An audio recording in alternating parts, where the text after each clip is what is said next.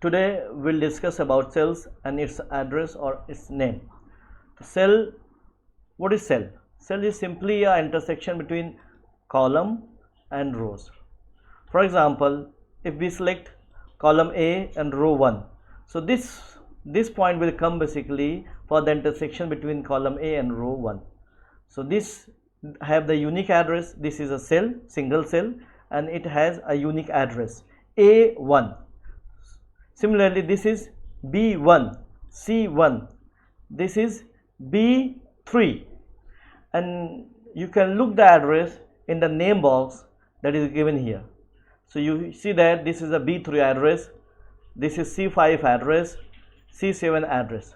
So every cell have their unique address, and we can basically we can identify in the calculations about which address or which cell is basically being used for any calculation or any other task.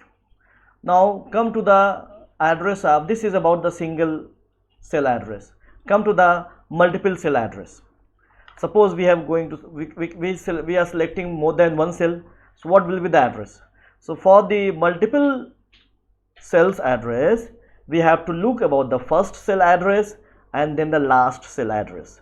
So in this one, the first cell address is basically AF9 and the last cell is the AF15.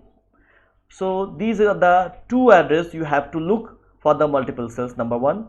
Number two, you have to use the colon for the issuing of that, basically making the range of that cell. So if I am going to make AF9 to AF16, so we can write here AF9 colon AF16. So this is the address of AF9 to AF16. So if I select, so this is about the selection of this address, the number of cells. So in this way we can go for the multiple cells.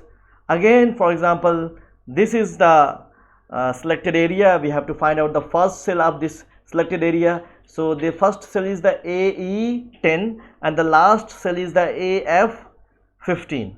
So it should be AE10 to the AF15.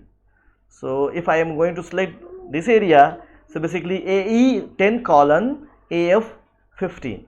So AE10 colon AF15.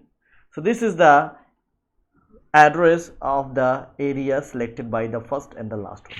So in this way we can find out the area of the multiple cell also. Thank you.